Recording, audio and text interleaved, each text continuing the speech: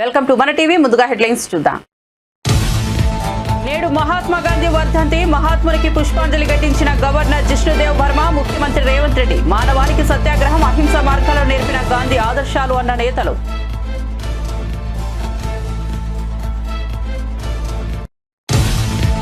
మనమిత్ర పేరుతో WhatsApp governance ను ప్రారంభించిన మంత్రి లోకేష్. ప్రజల చేతిలోనే ప్రభుత్వం, ప్రజల చేతిలో పాలన, మాది ప్రజాప్రభుత్వం నినాదంతో వాట్సాప్ గవర్నెన్స్. ధ్రువపత్రాల కోసం ఎవరు ఇబ్బంది పడకూడదనే వాట్సాప్ గవర్నెన్స్ అని వ్యాఖ్య. ప్యాకేజీ ప్రకటించిన తర్వాత తొలిసారి రాష్ట్రానికి వచ్చిన కుమారస్వామికి ఘన స్వాగతం. ప్యాకేజీతో ప్లాంట్ సమర్థ నిర్వహణ అనే అంశాలపై సుదీర్ఘంగా చర్చ. విశాఖ స్టీల్ ప్లాంట్ ప్రైవేటీకరణ ప్రసక్తే లేదు, పునరుద్ధరణకే ప్రాధాన్యమన్న కేంద్ర మంత్రి. హైదరాబాద్ ను పట్టించుకొని ప్రభుత్వ వైఖరిని ప్రశ్నిస్తే అరెస్ట్ చేస్తారా అన్న కేటీఆర్. హైదరాబాద్ నగరానికి నిధులు ఇవ్వడం లేదని ప్రశ్నిస్తే గెంటేస్తారా అని నిలదీత. కాంగ్రెస్ మోసాన్ని అడ్డుకున్నందుకు కార్పొరేటర్ల గొంతు నొక్కుతారా అని ఆగ్రహం. అరెస్టులతో అనగదొక్కాలని చూస్తే గుణపాఠం తప్పదని హెచ్చరిక. ఇక వార్త వివరాల్లోకి వెళ్తే, మహాత్మా గాంధీ వర్ధంతి సందర్భంగా తెలంగాణ ముఖ్యమంత్రి రేవంత్ రెడ్డి గవర్నర్ జిష్ణుదేవ్ వర్మతో కలిసి హైదరాబాద్ లోని లంగర్ హౌస్ లో ఉన్న బాపు ఘాట్ వద్ద మహాత్మా గాంధీ సమాధికి పుష్పాంజలి ఘటించారు. ఈ కార్యక్రమంలో శాసనసభ స్పీకర్ గడ్డం ప్రసాద్ కుమార్, మంత్రులు పొంగులేటి శ్రీనివాసరెడ్డి, తుమ్మల నాగేశ్వరరావు, పొన్నం ప్రభాకర్, కొండా సురేఖ, ముఖ్య కార్యదర్శి శాంతికుమారి, టీపీసీసీ అధ్యక్షుడు మహేష్ కుమార్ గౌడ్ తదితరులు పాల్గొన్నారు. ఈ సందర్భంగా మహాత్మా గాంధీ దేశ స్వాతంత్ర పోరాటంలో చేసిన త్యాగాలను గుర్తు చేసుకున్నారు. మానవాళికి సత్యాగ్రహం, అహింస మార్గాలను నేర్పిన గాంధీ ఆదర్శాలు నేటికి ప్రాముఖ్యతను కలిగి ఉన్నాయని పేర్కొన్నారు. ముఖ్యమంత్రి రేవంత్ రెడ్డి మాట్లాడుతూ, గాంధీ సిద్ధాంతాలు సమాజంలో శాంతి, సామరస్యానికి మార్గనిర్దేశకంగా నిలుస్తున్నాయని, ఆయన చూపిన మార్గంలో నడవడం ద్వారా సమాజంలో సౌభ్రాతృత్వం, సమానత్వం సాధ్యమవుతున్నాయని అన్నారు. ఈ కార్యక్రమం ద్వారా మహాత్మా గాంధీకి రాష్ట్ర నాయకులు, అధికారులు ఘనంగా నివాళులు అర్పించారు.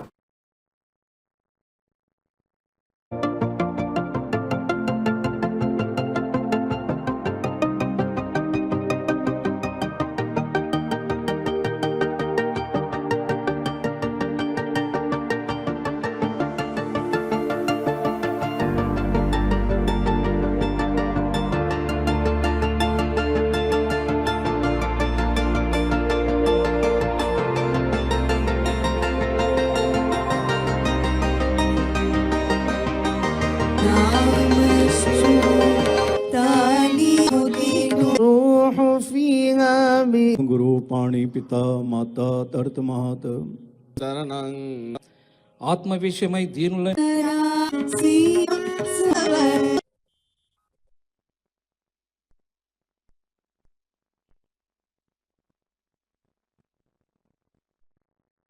మహాత్మా గాంధీ వర్ధంతి సందర్భంగా ప్రధానమంత్రి నరేంద్ర మోదీ ఢిల్లీలోని రాజ్ఘాట్ లో గాంధీ సమాధి వద్ద పుష్పాంజలి ఘటించారు. ఈ సందర్భంగా గాంధీ జీవితం, ఆయన ఆదర్శాలు సత్యం, సామరస్యం, సమానత్వంపై ఆధారపడినవి.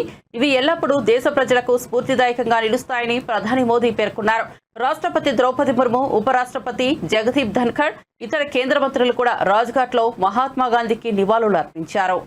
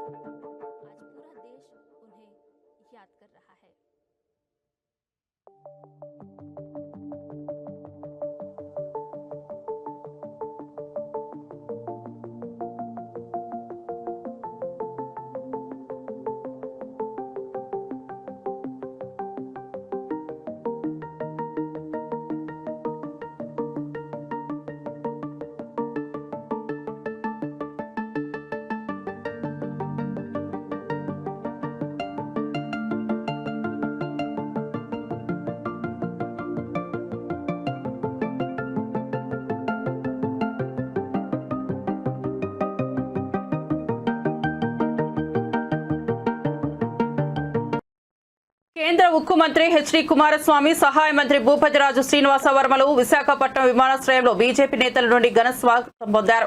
అనంతరం వారు విశాఖ స్టీల్ ప్లాంట్ కు బయలుదేరి Gajuwaka centre, Kurmannapalem steel plant, township మీదుగా ర్యాలీ నిర్వహించారు. ఈ సందర్భంగా తెలుగు తల్లి విగ్రహం వరకు అడుగడుగున బీజేపీ శ్రేణులు మంత్రివర్యులకు స్వాగతం పలికారు. విశాఖ స్టీల్ ప్లాంట్ కు 11,440 కోట్ల మంజూరు చేసిన అనంతరం కేంద్ర మంత్రులు ప్లాంట్ ను సందర్శించడం గమనార్హం. ఈ సందర్శనలో కేంద్ర మంత్రులు ప్లాంట్ లోని వివిధ విభాగాలను పరిశీలించారు. అనంతరం వారు మీడియాతో మాట్లాడారు. ఈ సందర్భంగా ప్లాంట్ అభివృద్ధి, ప్రస్తుత పరిస్థితులు, భవిష్యత్తు ప్రణాళికలపై చర్చించారు. అయితే ఈ పర్యటనలో కేంద్ర మంత్రుల కాన్వాయ్కు ఒక చిన్న ప్రమాదం జరిగింది. 3 కార్లు దెబ్బతిన్నాయి, కానీ ఎలాంటి ప్రాణ నష్టం జరగలేదు. Particularly our Bharat Garu. Several times he approached me.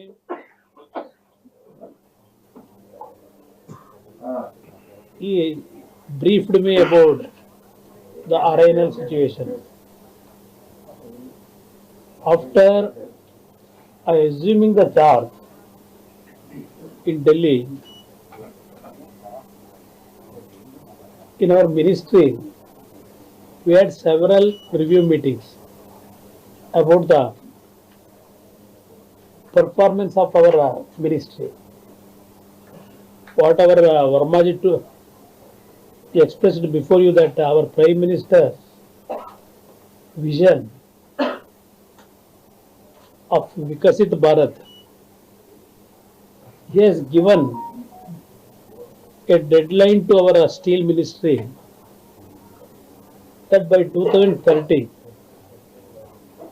we should reach 300 million ton production of steel. Now we are in the second place in the world. China is the first country. After China, we are in the second place. Several challenges are there. The rate fluctuation also, every day we are seeing even China dumping excess production what they are producing to India also. Several issues are with us. When I review about the RINL history is Mana Mitra ప్రజల చేతిలోనే ప్రభుత్వం, ప్రజల చేతిలో పాలన, మాది ప్రజా ప్రభుత్వం అని విద్య, ఐటీ శాఖల మంత్రి నారా లోకేష్ పేర్కొన్నారు. ప్రజలు దోపత్రాలు, ఇతర సేవల కోసం ప్రభుత్వ కార్యాలయాల చుట్టూ తిరిగే పని లేకుండా పౌర సేవలను వేగవంతంగా అందజేసేందుకు వాట్సాప్ గవర్నెన్స్ కు కూటమి ప్రభుత్వం నాంది పలికింది. దేశంలో తొలిసారిగా మనమిత్ర పేరుతో ఏపీ ప్రభుత్వం వాట్సాప్ గవర్నెన్స్ కు శ్రీకారం చుట్టింది. ఈ సేవలను ఉండవల్లిలోని నివాసంలో మంత్రి లోకేష్ లాంఛనంగా ప్రారంభించారు. దీనికోసం అధికారిక వాట్సాప్ నెంబర్ 9553300009 ను రాష్ట్ర ప్రభుత్వం కేటాయించింది. ఈ సందర్భంగా మంత్రి నారా లోకేష్ మాట్లాడుతూ యువగలం పేరుతో 3132 కిలోమీటర్ల పాదయాత్ర చేశారు. ఈ ఆలోచన యువగలం పాదయాత్ర నుంచి మొదలైంది. నా ప్రసంగాలు చూస్తే మీకు అర్థమవుతుంది. ఒక బటన్ నొక్కితే సినిమా చూస్తున్నా, భోజనం వస్తుంది, క్యాబ్ వస్తుంది. ఒక బటన్ నొక్కితే ప్రభుత్వం ఎందుకు ప్రజల వద్దకు రాదనే ప్రశ్న ఉత్పన్నమైంది. ఆ ఛాలెంజ్ లో నేను స్వీకరిస్తున్నానని ఆనాడు చెప్పా. అందుకే మనమిత్ర ప్రజల చేతిలోని ప్రభుత్వం, ప్రజల చేతిలో పాలన, మాది ప్రజా ప్రభుత్వం నినాదంతో వాట్సాప్ గవర్నెన్స్ ప్రారంభించడం జరుగుతోందని మంత్రి లోకేష్ పేర్కొన్నారు. Saying that this is what we call the Manamitra. It's a WhatsApp governance initiative that's going to be launched by the government of Andhra Pradesh and Meta. It's here to deliver a seamless, efficient, citizen-centric public service delivery. You know, to this initiative, we believe that Andhra Pradesh is again at the forefront of e-governance initiatives. In the past, the entire nation used to look at Andhra Pradesh and what are we doing so they can adopt. I believe this is the first step in that direction. And from RTG, from IT department, you will be seeing more and more such initiatives coming. Our entire objective is to keep the citizen as center of our universe and look at what are all the touch points of the citizen, how do we resolve their problems, how do we ensure that on a day-to-day issues, both the government and the political system is not relevant. So to get basic documents, why should they come to a government office or why should they meet an MLA is a question, is a challenge that I have taken up. మీ అందరు తెలిసిందే, యువగలం పాదయాత్ర చేశాను, 3132 కిలోమీటర్లు నేను నడిచాను. ఈ ఆలోచన నాకు యువగలం పాదయాత్ర నుంచి మొదలైంది. మీరు ఒక్కసారి కానీ మా స్పీచ్లు కూడా మీరు చూస్తుంటే, నా స్పీచ్ చూస్తుంటే నేను పదే పదే చెప్పేవాడిని, ఒక బటన్ నొక్కితే భోజనం వస్తుంది, ఒక బటన్ నొక్కితే సినిమా చూస్తున్నాం, ఒక బటన్ నొక్కితే ట్యాక్సీ వస్తుంది, కానీ ఒక బటన్ నొక్కితే ఎందుకు ప్రభుత్వం మీ దగ్గరికి రావట్లేదు, ఆ ఛాలెంజ్ నేను స్వీకరిస్తున్నానని ఆనాడు చెప్పా. అందుకే ఈరోజు మన మిత్ర ప్రజల చేతిలోనే ప్రభుత్వం, ప్రజల చేతిలో పాలన, మాది ప్రజాప్రభుత్వం, ఈ నినాదంతో ఈరోజు ఇది మేము ప్రారంభించడం జరుగుతుంది. యువగలం పాదయాత్రలో అడుగడుగున ప్రజలు ఎదుర్కొంటున్న సమస్యలు నేరుగా తెలుసుకునే నాకు అవకాశం కలిగింది. పొద్దున నేను బస్ దిగి పాదయాత్ర ప్రారంభించిన దగ్గర నుంచి మళ్ళీ తిరిగి బస్ ఎక్కే వరకు ప్రజలతో ఉన్న, కార్యకర్తలతో ఉన్న, నాయకులతో ఉన్న, ఊరు నుంచి ఊరు నేను నడిచేటప్పుడు కూడా అక్కడ ప్రజలతో మాట్లాడేవాడిని, లేదంటే కార్యకర్తలతో మాట్లాడేవాడిని, నాయకులతో మాట్లాడేవాడిని, వాళ్ళ సమస్యలు నేను తెలుసుకునేవాడిని. అది జరిగినప్పుడు నేను రైతుల్ని కలిసా, మహిళల్ని, విద్యార్థుల్ని, కుల వృత్తుల వాళ్ళని కూడా కలుస్తాం జరిగింది. వాళ్ళందరినీ కలిసినప్పుడు వాళ్ళు ఒకటే అడిగారు, పద్దాకా మమ్మల్ని మా కాస్ట్ సర్టిఫికేట్ ఉందంటే ప్రతి ఇన్ని నెలలకు ఒకసారి మిమ్మల్ని ఎందుకు తీసుకోవాలి, ఇన్కమ్ సర్టిఫికేట్ ఉంది మళ్ళీ మేము అధికారుల దగ్గరికి ఎందుకు వెళ్ళాలి, పవర్ బిల్ చెల్లించాలంటే ఎందుకు సీమ్లెస్గా మేము చెల్లించలేకపోతున్నాం, లేదంటే ఆర్టీసీ టికెట్ తీసుకోవాలన్నా మేము బస్సు ఎక్కిన తర్వాత ఎందుకు తీసుకోవాలి, ముందరే మేము ప్లాన్ చేసి ఎందుకు తీసుకోకూడదని పదే పదే నన్ను అడగటం జరిగింది. ఇంతేకాకుండా మీరు చూస్తే గత 5 సంవత్సరాల పరిపాలనలో నేను అనేక సందర్భాల్లో సర్టిఫికెట్ రానికుండా చేసిన పరిస్థితులు చూసాం. అంటే అది చూసిన తర్వాత ఎందుకు అట్లా ఉండాలి. మీరు చూస్తే దుగ్గిరాల నియోజకవర్గంలో ఒక ఎంపీటీసీ గారు పోటీ చేస్తుంటే, దుగ్గిరాల మండలంలో ఎంపీటీసీ గారు పోటీ చేస్తుంటే సర్టిఫికెట్ ఆనాడు ఇవ్వలేదు. జీహెచ్ఎంసీ కార్యాలయం వద్ద బీఆర్ఎస్ కార్పొరేటర్ల అరెస్టుపై ఆ పార్టీ వర్కింగ్ ప్రెసిడెంట్ కేటీఆర్ తీవ్రంగా స్పందించారు. పాలక మండలి సమావేశంలో హైదరాబాద్ నగరాన్ని పట్టించుకొని కాంగ్రెస్ ప్రభుత్వ వైఖరిని ప్రశ్నించినందుకు కార్పొరేటర్లను అరెస్ట్ చేయడం దుర్మార్గమన్నారు. కాంగ్రెస్ అధికారంలోకి వచ్చాక హైదరాబాద్ నగరానికి నిధులు ఇవ్వడం లేదని 1 కోటి మంది నగర ప్రజల తరపున ప్రశ్నిస్తే బయటకు గంటేస్తారా అని నిలదీశారు. గత సంవత్సరం కేటాయించిన బడ్జెట్ నిధులను కనీసం ఖర్చు చేయకుండా మరోసారి అవే కాగితాలపై అంకెలు మార్చి గొప్పలు చెప్పుకునే కాంగ్రెస్ మోసాన్ని అడ్డుకున్నందుకు తమ కార్పొరేటర్ల గొంతులు నొక్కుతారా అని ఆగ్రహం వ్యక్తం చేశారు. పారిశుద్ధ్యం, తాగునీరు, విద్యుత్ సరఫరా వంటి కనీస ప్రజా సౌకర్యాలను కూడా సరిగ్గా నిర్వహించలేని జీహెచ్ఎంసీ అసమర్థ తీరును ప్రశ్నిస్తే ఈ ప్రభుత్వం జీర్ణించుకోలేకపోతోందన్నారు. తెలంగాణ ప్రభుత్వం రాష్ట్రంలో విద్యుత్ సామర్థ్యాన్ని పెంచేందుకు హిమాచల్ ప్రదేశ్లో హైడ్రో ఎలక్ట్రిక్ ప్రాజెక్టులపై ఆసక్తి చూపుతోంది. హిమాచల్ ప్రదేశ్ ప్రభుత్వం బిల్డ్ ఓన్ ఆపరేట్ ట్రాన్స్ఫర్ విధానంలో ఆ ప్రాజెక్టుల కోసం ప్రతిపాదనలు ఆహ్వానించింది. ఈ నేపథ్యంలో తెలంగాణ డిప్యూటీ సీఎం బట్టి విక్రమార్క హిమాచల్ ప్రదేశ్ ముఖ్యమంత్రిని సంప్రదించి అవగాహన ఒప్పందంపై చర్చించారు. ఈ ప్రాజెక్టుల ద్వారా తెలంగాణకు అదనపు విద్యుత్ ఉత్పత్తి సాధ్యమవుతుందని, రాష్ట్రంలో విద్యుత్ అవసరాలను తీర్చడంలో ఇది సహాయపడుతుందని భావిస్తున్నారని అన్నారు. హిమాచల్ ప్రదేశ్లోని హైడ్రో ఎలక్ట్రిక్ ప్రాజెక్టులు సహజ వనరులను ఉపయోగించి పర్యావరణ రహితంగా విద్యుత్ ఉత్పత్తి చేయడంలో ప్రముఖంగా ఉన్నాయి. ఈ భాగస్వామ్యం ద్వారా 2 రాష్ట్రాల మధ్య సహకారం పెరగడంతో పాటు తెలంగాణలో పునరుత్పాదక శక్తి వినియోగం మరింతగా పెరగనుంది. అల్లూరి సీతారామరాజు జిల్లా ఎటపాక మండలం విసాపురం గ్రామ శివారులో మావోయిస్టు ఏరియా కమిటీ సభ్యుడు సోడి పొజ్జు అలియాస్ లలిత్ను ఎటపాక పోలీసులు అరెస్ట్ చేశారు. ఈ సందర్భంగా ఎస్పీ అమిత్ బర్ధార్ విలేకరుల సమావేశంలో వివరాలు వెల్లడించారు. సోడి పొజ్జు పలు నేరాలలో నిందితుడిగా ఉన్నట్లు తెలిపారు. అతని అరెస్టుతో మావోయిస్టు కార్యకలాపాలకు గట్టి దెబ్బ తగిలిందని ఎస్పీ పేర్కొన్నారు.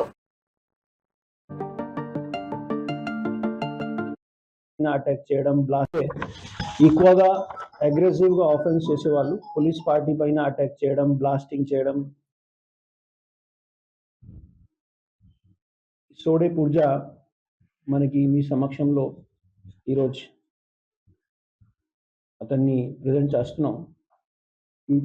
స్పెషల్గా కిస్టారాం ఏరియా కమిటీ అండ్ మన ఆంధ్రప్రదేశ్ ఛత్తీస్గఢ్ బార్డర్ ఏరియాలో గతివిధిని మన కంట్రోల్ చేయాల్సిన దీనికోసం మన ఏరియాలో కొండ ఏరియా కమిటీతో సహా అవతల మిగతా ఏరియా కమిటీలో వర్క్ చేసే వాళ్ళ మావోయిస్ట్ పైన మనకు కూడా నిఘా పెట్టడం జరుగుతున్నాయి. స్పెషల్గా ఆపరేషన్ కగార్ ఎప్పటి నుండి మన స్టార్ట్ అయినా అప్పటి నుండి ఈ మావోయిస్ట్ థింకింగ్ వాళ్ళు చాలామంది ఆల్రెడీ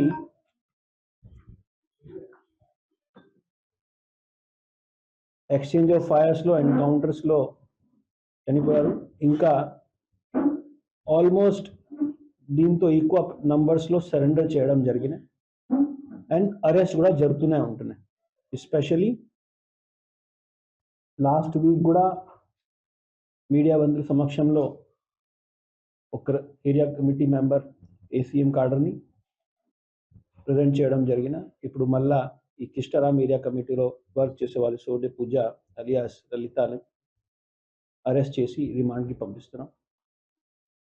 సో ఆపరేషన్ కగార్కి సక్సెస్ క్లియర్గా మనకు విజిబుల్గా ఉన్నాయి.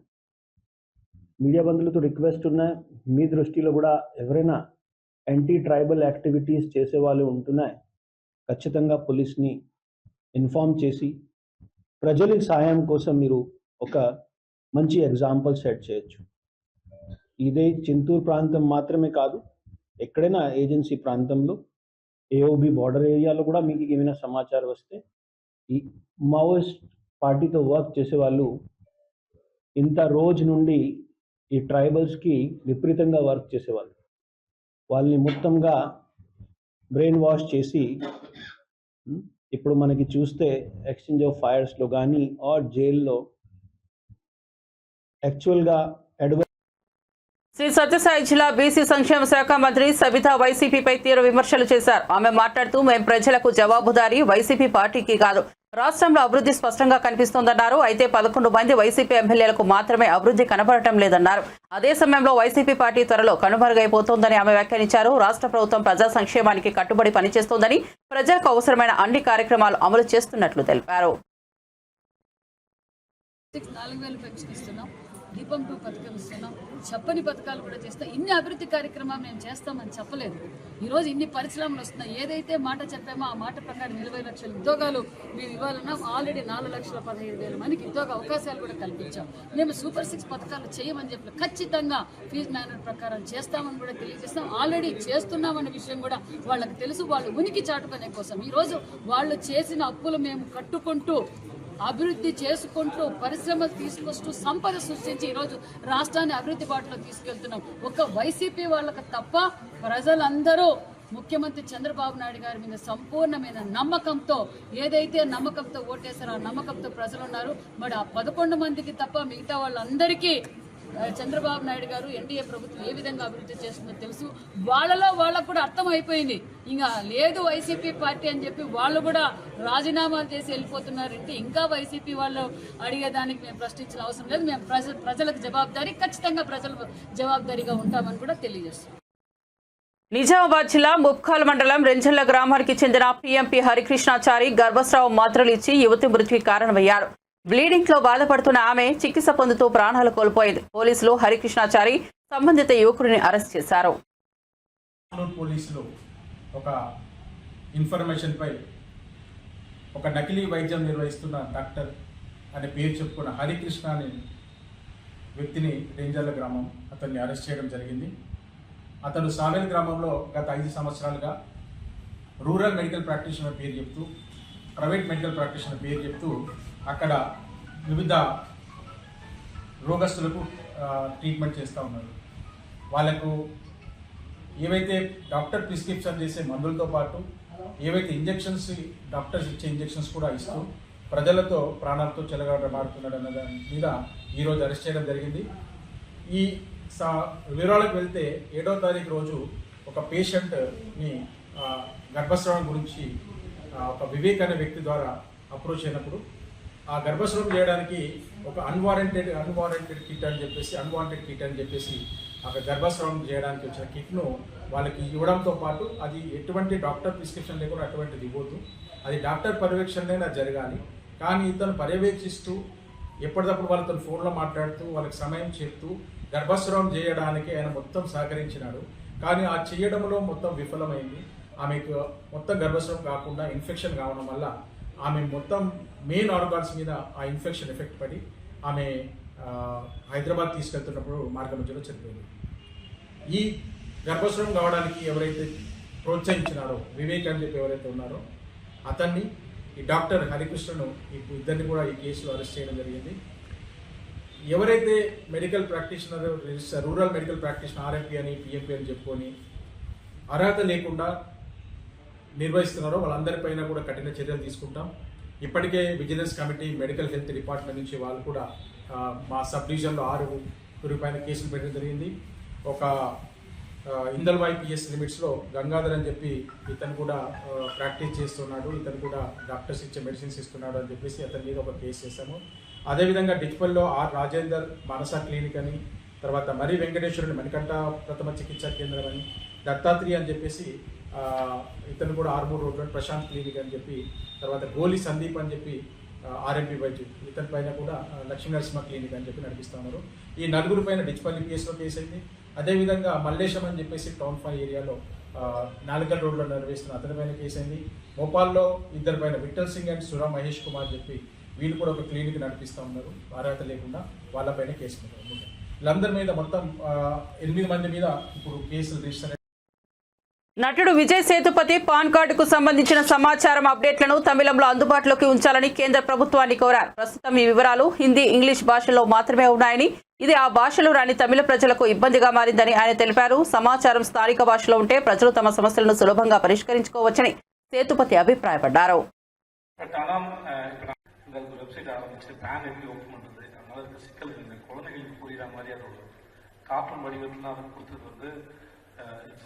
வெரி இன்ட்ரெஸ்டிங் ரொம்ப இன்ட்ரெஸ்டிங்கான ஒரு மூவ்ஸாக இருக்குது. பட் ஆனால் இப்போ நாங்கள் பேன் அப்ளை பண்ணணும் அப்படின்னா அது ஹிந்திலையும் இங்கிலீஷ்லையும் மட்டும்தான் இருக்குது. அது இங்கே நிறைய பேருக்கு அது கொஞ்சம் திரும்பி அது கடினமான இடத்துல இருக்கும். இந்த தமிழ்லையும் இருந்தால் அது எல்லாருக்கும் இன்னும் கொஞ்சம் அதை பார்த்து அதை புரிஞ்சுக்கிறதுக்கு வசதி. ஏன்னா நீங்கள் இந்த ஸ்டெப் எடுத்து வைக்கிறதே வந்து எல்லாருக்கும் இது எளிமையாக போய் சேரணும் அப்படிங்கிற ஒரு முயற்சி தான். அந்த முயற்சியை நான் பெருசாக வரவேற்கிறேன். ஆனால் அது தமிழ் இருந்தால் எல்லாருக்கும் வந்து அது இன்னும் எளிமையாக போய் சேரணும்னா, ஏன்னா இங்கே என்னென்ன மாற்றங்கள் நிகழுது, எப்படி இருக்கு, திடீர்னு ஏதாவது பிரச்சனை வரும்போது தான் என்ன பிரச்சனைன்னு ஒரு படப்படப்பட தான் அதை தெரிஞ்சுக்கிறோம். ஸோ அது முன்னாடியே அதை பற்றின விளக்கமும் தெளிவும் நம்ம புரிகிற மொழியில் இருந்துச்சுன்னா நம்மளால். కృష్ణా జిల్లా గుడివాడలో ఎమ్మెల్యే వెనిగండ్ల రాము బైక్ పై తిరుగుతూ ప్రజలతో మాట్లాడారు. చిరు వ్యాపారులు, దుకాణదారులు రైతులతో ముచ్చటించారు. వారి సమస్యలు అడిగి తెలుసుకున్నారు. అధికారులు, నేతలు ఎవరైనా అవినీతికి పాల్పడితే తక్షణమే తమకు సమాచారం ఇవ్వాలని ప్రజలతో ఎమ్మెల్యే రాము చెప్పారు. గుడివాడ అభివృద్ధిలో ప్రజలు భాగస్వామ్యం అవ్వాలని సూచించారు. ప్రజలకు ఏ సమస్యలున్నా తనకు తెలియజేస్తే వాటి పరిష్కారానికి కృషి చేస్తానని తెలిపారు.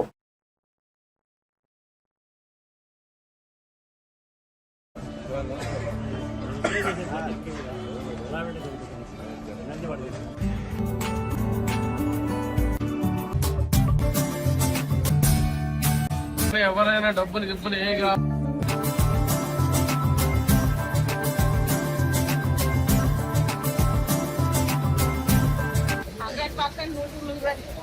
మీకేం ప్రాబ్లం వస్తే ఎవరైనా డబ్బులు గిబ్బులు ఏ కావాలని ఎవరైనా కానీ మమ్మల్ని ఎవరైనా కాల్ చేస్తే మాత్రం నా దగ్గరికి వచ్చి వెంటనే చెప్పండి. ఏ పరిస్థితి మీరు ఇప్పుడు చెప్పలేకపోతుంటే నేను పర్సనల్గా వచ్చేస్తాను. ఓకే అని కాదు మీరు కొట్టినట్టు నాటి గురించి కాదు. మిమ్మల్ని అధికారులు కానీ నేను ఇక్కడే ఉంటున్నా కదా, ఎక్కడున్నా పొద్దున కూడా తోలుతా కదా, ఎక్కడ పడితే అక్కడ ఉన్నా కదా, రండి మరి వచ్చేసి చెప్పండి.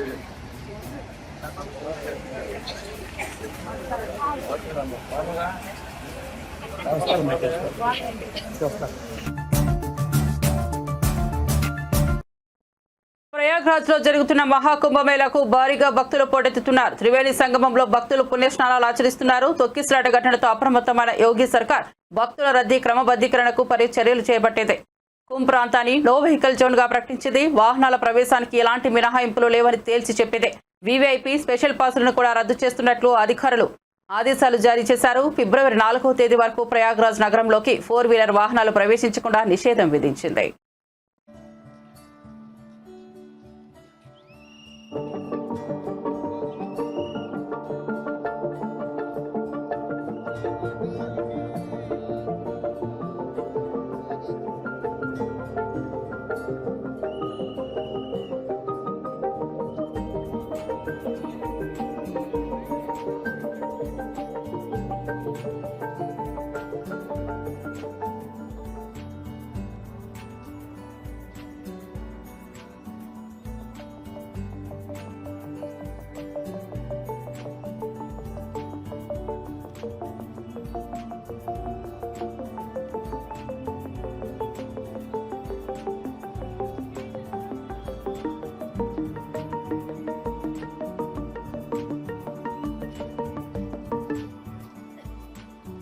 బులెటిన్ ముగించే ముందు హెడ్లైన్స్ మరోసారి చూద్దాం.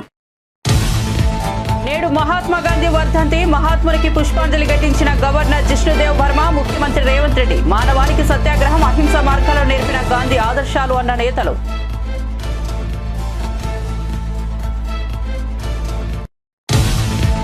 మనమిత్ర పేరుతో వాట్సాప్ గవర్నెన్స్ ను ప్రారంభించిన మంత్రి లోకేష్. ప్రజల చేతిలోనే ప్రభుత్వం, ప్రజల చేతిలో పాలన, మాది ప్రజాప్రభుత్వం నినాదంతో వాట్సాప్ గవర్నెన్స్. ధ్రువపత్రాల కోసం ఎవరు ఇబ్బంది పడకూడదనే వాట్సాప్ గవర్నెన్స్ అని వ్యాఖ్య. ప్యాకేజీ ప్రకటించిన తర్వాత తొలిసారి రాష్ట్రానికి వచ్చిన కుమారస్వామికి ఘన స్వాగతం. ప్యాకేజీతో ప్లాంట్ సమర్థ నిర్వహణ అనే అంశాలపై సుదీర్ఘంగా చర్చ. విశాఖ స్టీల్ ప్లాంట్ ప్రైవేటీకరణ ప్రసక్తే లేదు, పునరుద్ధరణకే ప్రాధాన్యమన్న కేంద్ర మంత్రి. హైదరాబాద్ ను పట్టించుకొని ప్రభుత్వ వైఖరిని ప్రశ్నిస్తే అరెస్ట్ చేస్తారా అన్న కేటీఆర్. హైదరాబాద్ నగరానికి నిధులు ఇవ్వడం లేదని ప్రశ్నిస్తే గెంటేస్తారా అని నిలదీత. కాంగ్రెస్ మోసాన్ని అడ్డుకున్నందుకు కార్పొరేటర్ల గొంతు నొక్కుతారా అని ఆగ్రహం. అరెస్టులతో అనగదొక్కాలని చూస్తే గుణపాఠం తప్పదని హెచ్చరిక. మరిన్ని అప్డేట్స్ కోసం చూస్తూనే ఉండండి మన టీవీ.